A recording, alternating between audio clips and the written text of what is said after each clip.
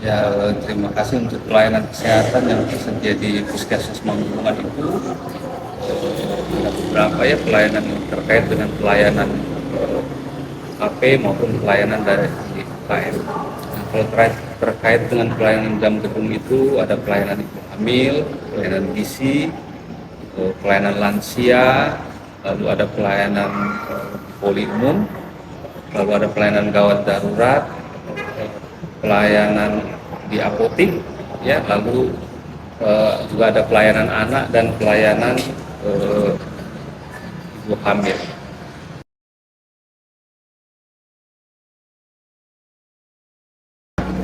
Kalau untuk prosedur pelayanan dalam gedung seperti biasa, mendaftar ke loket, ya. Jadi kalau yang punya BPJS dia tidak terkena retribusi, ya, tetapi kalau yang eh, tidak memiliki BPJS dia dikenakan retribusi.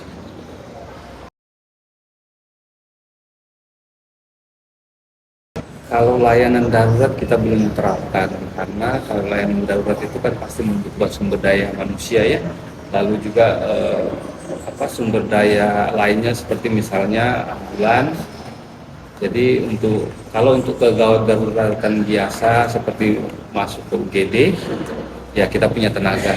Atau misalnya untuk kegawat daruratan misalnya kebakaran, kita punya tim bantuan medis.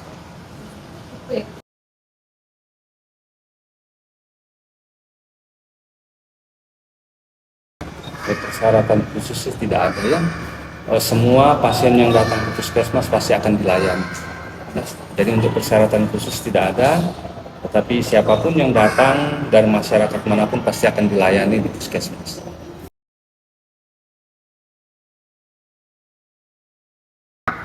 Kalau puskesmas untuk pelayanan juga menerima kunjungan pasien dari luar. Ya, baik itu dalam misalnya pasien dari luar wilayah dalam kota Tarakan ataupun pasien dari luar wilayah kota Tarakan, misalnya daerah sekitar yang misalnya dia memerlukan rujukan ke rumah sakit, biasanya BPJS menunjuk paskes kita untuk memberikan rujukan.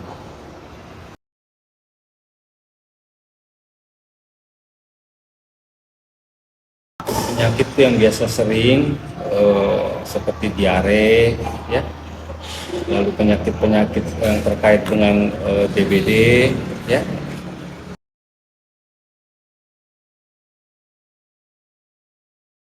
Ya, kalau program kita ada program pelayanan kayak seperti penanggulangan diare, ya, lalu ada program untuk misalnya DBD kita melakukan misalnya laktasidasi atau melakukan prodi.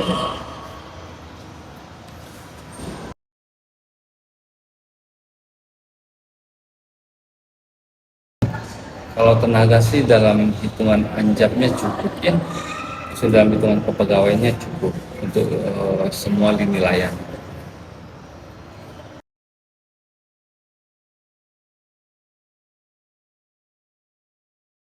Kalau fasilitas cukup memadai, ya.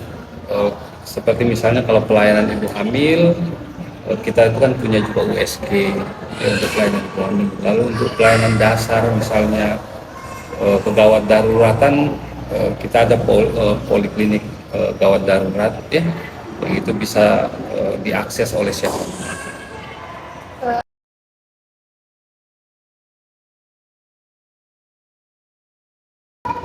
Kalau untuk peningkatan akses sudah pasti, ya, maksudnya arah pengembangan puskesmas ke depan kan ini tidak lagi, kita kan berbicara tentang sekarang penggunaan teknologi, ya. Jadi arah ke depan puskesmas diupayakan itu berbasis teknologi dalam pemberian layanan.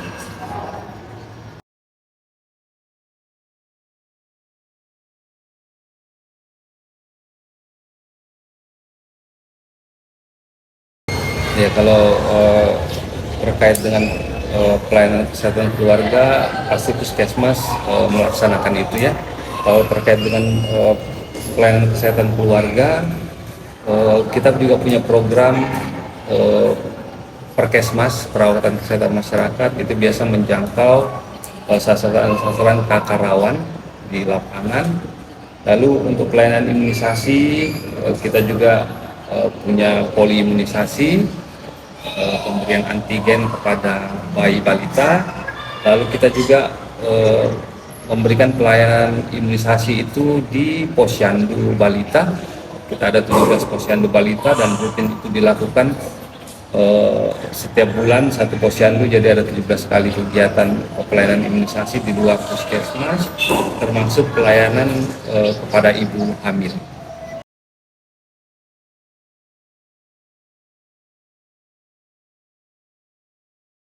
Kita punya dokter umum. Dokter umum kita itu ada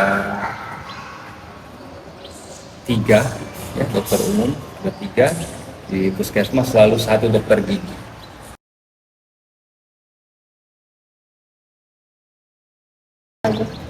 Untuk dokter umum itu memberikan pelayanan di poli anak, untuk dokter yang bertugas di poli umum juga ada 1. Lalu kalau untuk dokter gigi dia tentu di poli gigi, ya. Iya. Dan juga misalnya untuk pelayanan USG itu kita lakukan misalnya pada hari Kamis dan hari Sabtu, dan itu dilayani oleh dokter.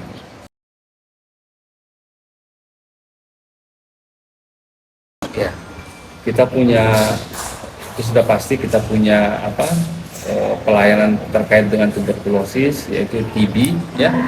Dan kita juga punya program post TB, di mana itu bagaimana kita bisa menjangkau untuk penemuan kasus di lapangan maupun di dalam puskesmas. Lalu untuk HIV itu kita juga punya program penanggulangan HIV, itu kita juga melakukan pencarian kasus baik itu di lokus, ya, lokus itu misalnya tempat-tempat hiburan, ya, ataupun di masyarakat, dan juga pada pemeriksaan pada ibu hamil.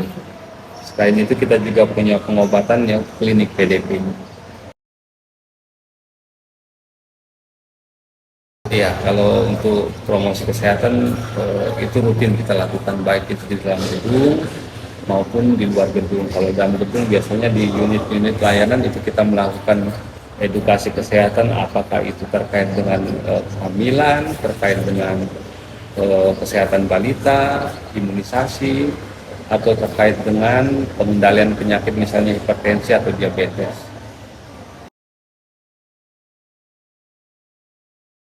Kalau tarif sih itu ditetapkan Perda, peraturan daerah, peraturan wali kota, ya.